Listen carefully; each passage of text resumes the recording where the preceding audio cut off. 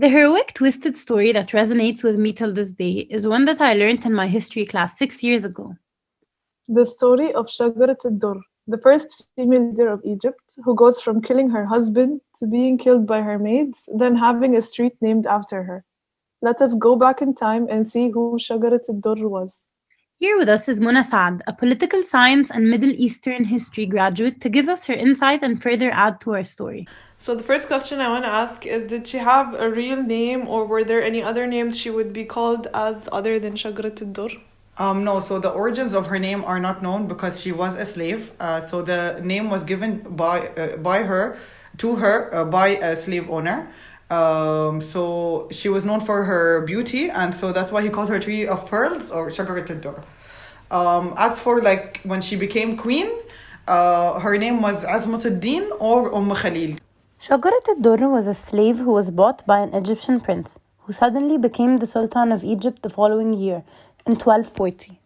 They have a kid together, so they get married, and so far this is sounding like a fairy tale, so long as we ignore the whole thing about one person in that marriage literally owning the other. Fast forward a few years, this is the story of her rise to power and blood that has been shed along the way. As we mentioned, Shajarat al-Dur was technically now a powerful sultana too, who ruled Egypt alongside her husband. But then, the French were at Egypt's door and eventually killed the sultan. Shajarat al-Dur hid the fact that her husband died and ruled Egypt for a total of 8 days. Before he died, Shajar had him sign hundreds of empty pieces of paper so that after he was dead, she could continue to give new orders to the government with his signature on it, and no one ever caught on. She saved the country from the evil they were about to endure if the French were to take over, and eventually captured Louis IX. Anyway, they finally get negotiations going, and Louis pays about 30% of his kingdom's annual revenue to buy his freedom back. And when people came looking for their sultan, Shajarat al-Dur had no choice but to announce his death.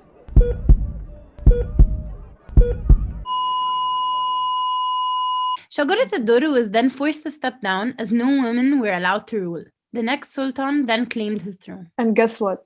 She ended up marrying him too. Which was Azzuddin Aybak, who was already a military general. Okay, so she married him, then she had some power as well behind the scenes, but then he decides to marry a third wife. So why does he marry the third wife? Is it like for political power, or what is it exactly? Yeah, so most marriages at that time were always for political power in general.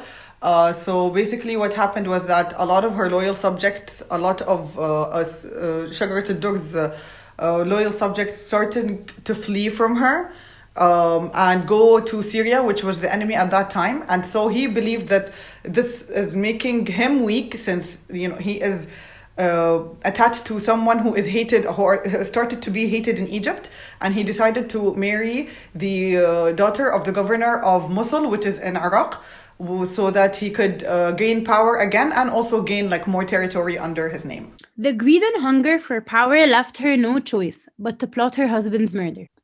The first wife of the now deceased husband and her son Ali turned the palace servants against her and beat her to death with wooden clogs, and threw her naked body into the streets.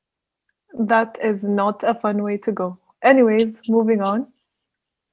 Now for the fun part. Shajarat al-Dur actually has a street named after her in Zamalek, in Cairo, Egypt. This was done in order to commemorate Egypt's only female Muslim ruler. Even though she was considered crazy and unorthodox, she's still remembered and celebrated because people looked up to her for showing women that they can rule a whole country too. Is there any information about what the street name was called before her? Not really. There's not much information about, the history of the street, but all I know is that they just wanted to commemorate her because she's one of the she's like the first queen in Egypt after Cleopatra. And this was unheard of, especially during the Islamic Empire. So what do you guys think of her story? I personally think that she was a slave turned sultana, and that power, money, and attention made her take her dark past out on those around her. But she's still a woman who hid the fact that her husband died and murdered her second husband, all for power. Well, let's end on a fun fact. Actually, the famous Egyptian dessert, Ali, was made because of Shajarat al-Dur. After she was killed, the first wife of the murdered Sultan Ali ordered her chefs to cook up a dessert with milk and bread and distributed it to the people in celebration of Shajarat al-Durr's death. Thank you everyone for listening, and to Mona for joining us, as well as Jack Rackham for turning this twisted story into a fun one.